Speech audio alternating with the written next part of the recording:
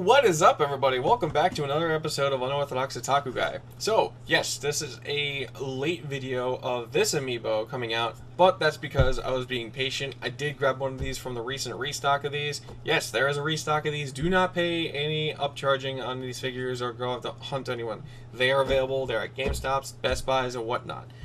20 bucks, that's what you only should be paying, plus the tax if you have tax in your area. You should not be paying anything more than that for this figure. So, let's get on to this awesome figure. I have not gotten a Guardian yet. When they came out originally, I did not have the extra funds to buy one. It sucked because when they disappeared, they got scalped. People were charging 40 plus for them, and I was like, no. Because I already thought $20 was a lot for a freaking amiibo. I like to buy amiibos, I like to use them, because I open them, and I collect them. And I collect the ones, not the whole series of amiibos, but the ones I want. So that includes all of Smash Line, Splatoon, a couple series, maybe like, Shovel Knight, and then Zelda, of course. Zelda is a big favorite of mine. Grew up on it. Love it. So, we need something to open with. I use a scraper. I do keep the back cards, so I just want it to be flat. I'm going to open it.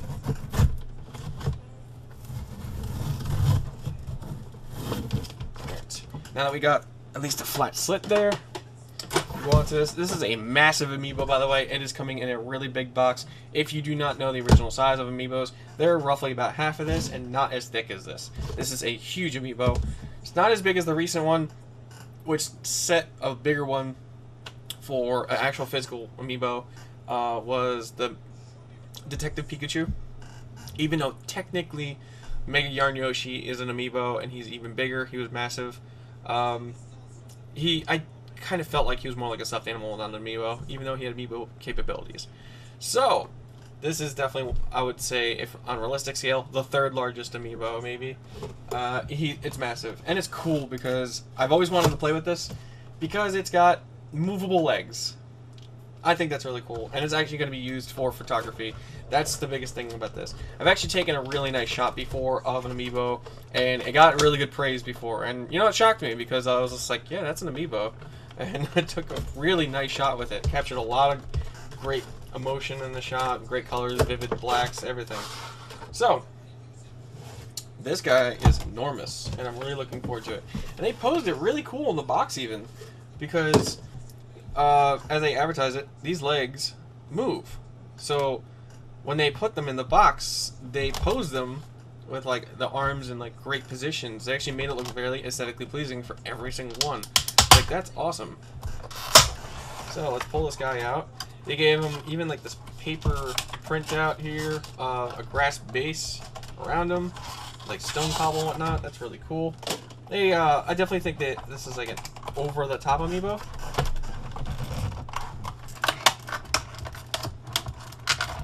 Damn, man.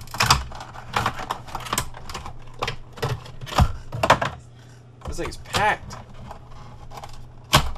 There we go. Okay. So we do have the Amiibo NFC base like normal underneath. And it's underneath all this Amiibo here, heft, with there's actually rock rubble here underneath, as you'll see.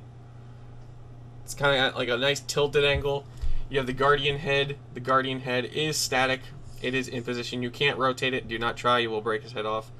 But you can move all the legs. The legs have that inner wire core type ability to it. And I think that's really awesome for creating that little effect of like all the legs are moving. So this is really cool. I actually think it's to the point where if you wanted to, you can make these legs probably bend downward. And you could probably make him stand because of how much you can move his arms. That's awesome. I really like this. So, highly recommend it. The details on it, of course, this is late generation Amiibos. The details on these things are killer. So we have an amazing sculpt. We have this earthy, dirty looking paint. It's actually intentional. Where this thing looks just weather worn, beaten because it's been through a war and whatnot. Like, it's got a great look to it, and it definitely looks accurate to the game. Now, all it's missing is just like an eye that can light up, but Amiibos don't do that.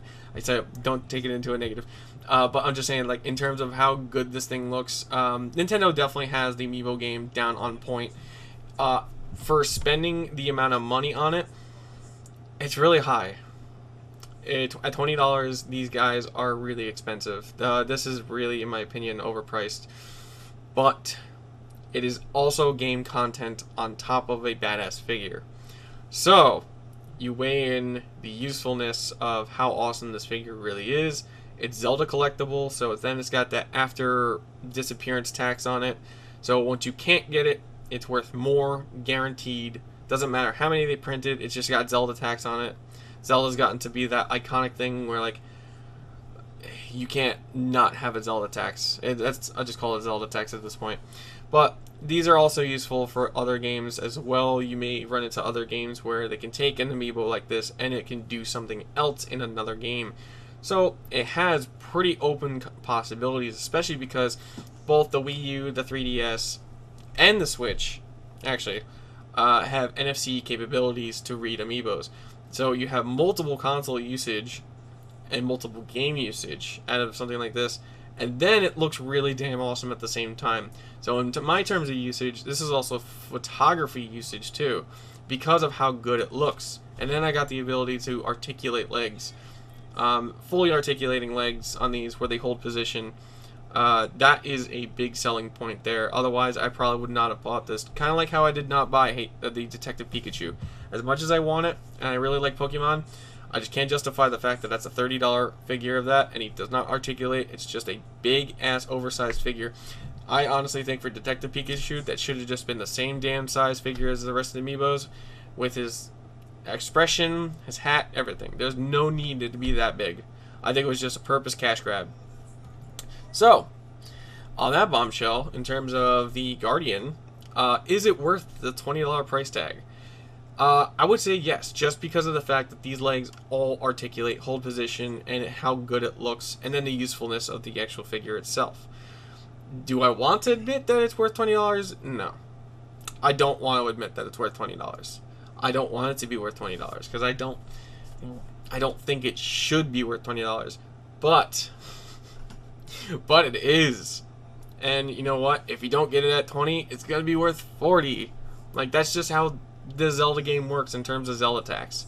So, I hope you guys enjoyed how awesome the Guardian is, on my opinionated input on whether it's worth the $20 or not, and if you should go pick one up yourself. And now is the time to do it. We're in June of 2018, and you should probably go do it, because they're restocked now.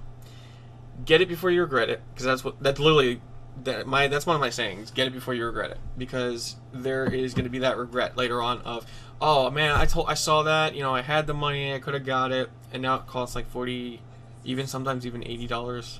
Do you remember when Amiibo first started? You know, you had characters like Marth and Villager and whatnot, and they cost over $150. Thankfully, that's over with and done with, but that is a reality, and especially with Nintendo scalpers. Nintendo scalpers are real. The biggest thing that they exist on is right now the Super Nintendo Minis, the NES Minis and whatnot. It's disgusting. Avoid it like the plague. Nintendo reprint stuff, just play patient. Exactly like what I did right here. Played patient, bought them at MSRP, very happy on that. I would rather pay the MSRP at $20. That's where it comes down to, where it's worth $20. It's just the fact that people want to shill it so hard that it becomes actually worth what the MSRP is, and not wanting to like wait until it's like on sale or something. Nintendo's clever when it comes to their marketing game. So, I hope you guys enjoy this video of my input on the Guardian from Breath of the Wild, Legend of Zelda. It's an amazing game. If you have not played it, I doubt you'd be watching this if you didn't play the game series or are a Zelda fan. So, the Guardian is entirely worth it. It is a big Amiibo too. This is bigger Amiibo. Amiibo like the freaking... Hey, they had one in Zelda. Anyways, Amiibo, where it is definitely a large one. It's worth its size. It's not just you're paying for the same size and it costs that much. And it does have the really cool leg feature, and it looks damn good. So, overall consensus is definitely recommend it. Just don't pay more than $20 for it. Like, you'll, of course, they got the tax there, but don't pay any scalpers for it. It's not worth paying any more than the MSRP. Okay, that's my 2 cents. Hope you guys enjoyed that input there, and happy hunting. Go grab one while you can.